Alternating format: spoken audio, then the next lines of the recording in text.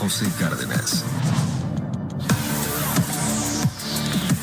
Recibo con muchísimo gusto al maestro Alfonso Zárate, presidente de Grupo Consultor Interdisciplinario GCI, una firma especializada en estrategia y comunicación política, y además columnista del Universal, publicación imperdible todos los jueves. Maestro, qué gusto saludarte, ¿cómo estás? Igualmente, Oscar, bien, gracias. La violencia, parece increíble que en un Jueves Santo en que deberíamos estar hablando de lo que sucede en Iztapalapa, de las procesiones en Taxco, de otras situaciones, estamos hablando de la violencia. Decimos en este medio, la información no descansa, nosotros tampoco, ¿no? En México la violencia es la que no descansa y no podemos olvidar lo ocurrido en fechas recientes en Sinaloa. ¿Qué está pasando en Sinaloa? Creo, en efecto, Oscar, que lo ocurrido simplemente en la última semana en Sinaloa admite una lectura política.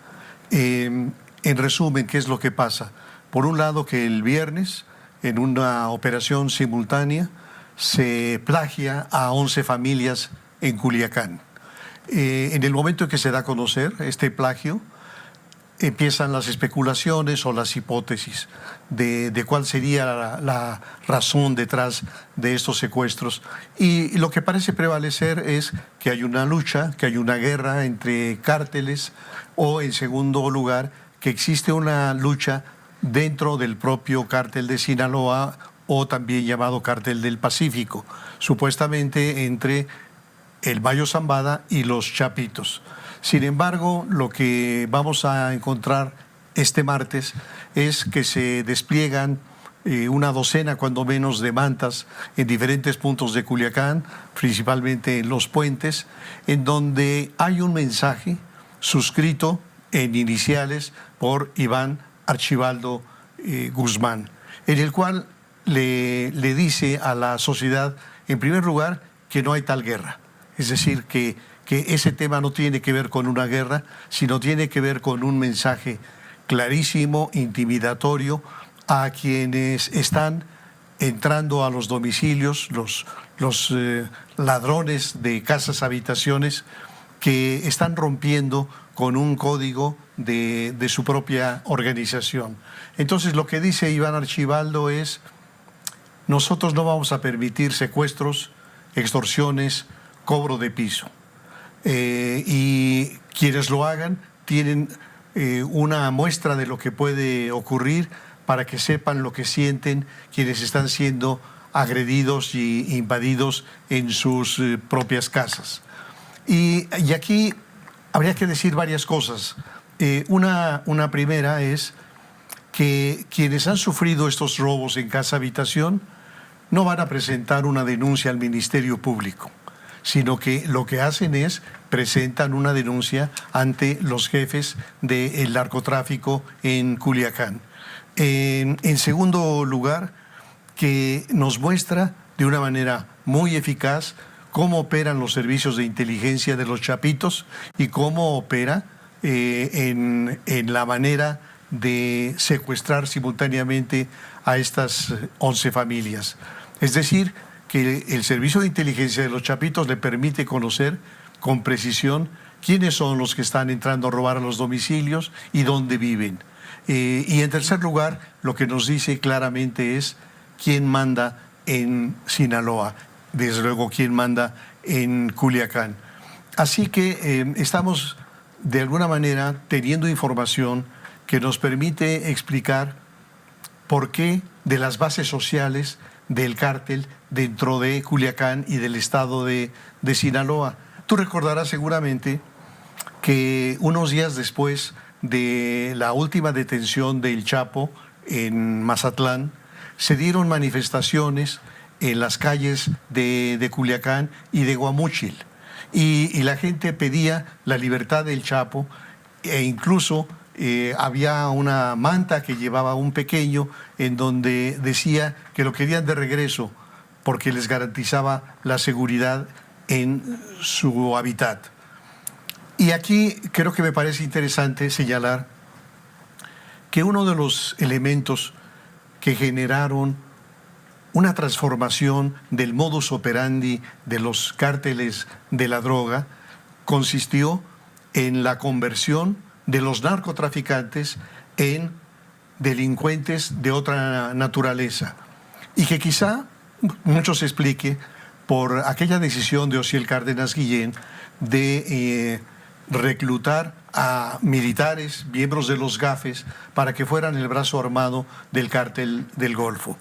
Y lo que hacen los GAFES convertidos en los Zetas, que va a ser el grupo más sanguinario del crimen organizado en México, es modificar la lógica.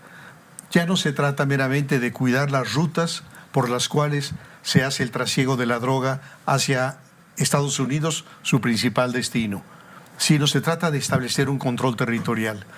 Y una vez que se tiene el control territorial, diversificar sus actividades. ¿Por qué se van a dedicar meramente al tráfico de droga cuando tienen el control de las autoridades municipales, estatales y las federales asentadas en esa región? Y entonces se empiezan a dedicar también al secuestro, a la trata de personas, a la extorsión, al cobro de piso. Sin embargo, hay referencia de una conversación que el propio Chapo tiene con un agente federal el mismo día que lo detienen. El agente le pregunta su opinión sobre la Tuta, líder de los Caballeros Templarios. Los Caballeros Templarios. Y entonces el Chapo le dice, no nos confundas con esos mugrosos. Nosotros somos narcotraficantes y no nos metemos con la gente. Entonces, en efecto, lo que encontramos es una serie de bandas criminales que sí están volcadas contra la sociedad y un cártel, el cártel de Sinaloa o del Pacífico, que no se mete con la gente.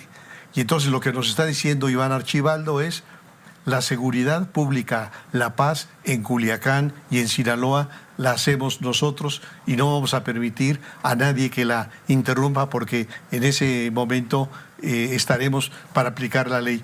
Entonces la conclusión, Óscar, es realmente perturbadora y dramática, porque a esto hay que asociarlo con lo que ocurrió en el 2021, cuando hay evidencias, testimonios de la manera en que el cártel operó a favor de Morena. Es decir, operó como secuestrando operadores políticos del PRI, robando urnas, etc. Entonces, esto lo que nos dice es que, a diferencia de lo que ocurre en otros estados, en donde sí sabemos que hay la presencia de 1, 2, 3, 5 grupos criminales, en el caso de Sinaloa, los que mandan son el cártel de Sinaloa. Y en consecuencia, que tenemos un primer ejemplo verdaderamente perturbador de una entidad de la Federación en donde el gobernador es una figura simbólica, pero quienes mandan en realidad son los chapitos. Y hay que recordar que el jefe del Comando Norte de Estados Unidos, Glenn Van Herk, en su momento dijo del 30 al 35% del territorio mexicano está controlado por el crimen organizado. Y sí, en efecto, en muchas partes de nuestro país ponen y quitan autoridades. En muchas partes del país controlan a la población por la buena o por la mala, ya sea con obras, defendiendo a su gente, con regalos el Día del Niño, el Día de las Madres, o bien, como se dice también, obligándolos a manifestarse en contra del ejército, pero lo cierto es que gran parte de nuestro país está totalmente controlado por el crimen organizado. Y desde luego que esta es una noticia sumamente perturbadora y que amerita una respuesta de otro tipo, porque detrás de estos hechos criminales lo que hay es la absoluta pasividad de las fuerzas públicas. Es decir, cada vez que ocurre un acontecimiento de esta naturaleza, se nos informa que van 700 miembros de la Guardia Nacional o que van 500 soldados de la Secretaría de la Defensa. Pero ¿cuál es el problema, Óscar? Que ese despliegue no tiene absolutamente ningún sentido porque esas fuerzas públicas tienen la consigna de no enfrentar. Y lo hacen así porque en la lógica del presidente de la República no se combate el fuego con el fuego.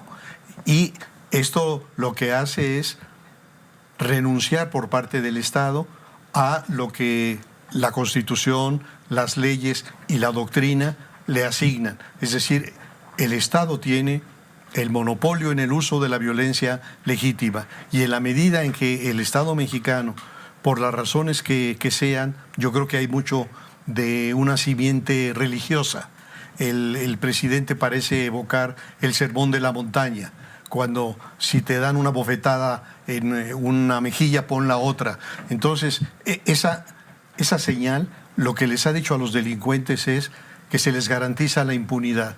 Y creo que no hay nada que incentive más la comisión de los delitos que la convicción de que quedarán impunes. Entonces, pues un gravísimo momento para el país, porque hoy es Sinaloa, pero la descomposición, lo mencionas, está desde luego en el estado de Guerrero, está en Michoacán, está en Zacatecas, está en Tamaulipas. Es decir, es una mancha que va creciendo y frente a la cual el Estado mexicano no ha tenido la capacidad para construir una alternativa de orden sistémico en donde realmente el Estado mexicano como un todo y no nada más las Fuerzas Armadas se involucren en recuperar este territorio. Es un esfuerzo en el cual tienen que participar la Secretaría de Educación Pública con la manera de transmitir valores cívicos a los niños y a los jóvenes, la Secretaría de Agricultura generando opciones de cultivos no ilícitos para los campesinos que viven en esto, toda la Secretaría de Relaciones Exteriores en los estudios internacionales de qué experiencias son exitosas y pueden ser trasladadas a nuestro país, el Poder Legislativo revisando las leyes, cerrando los espacios, la comunidad académica.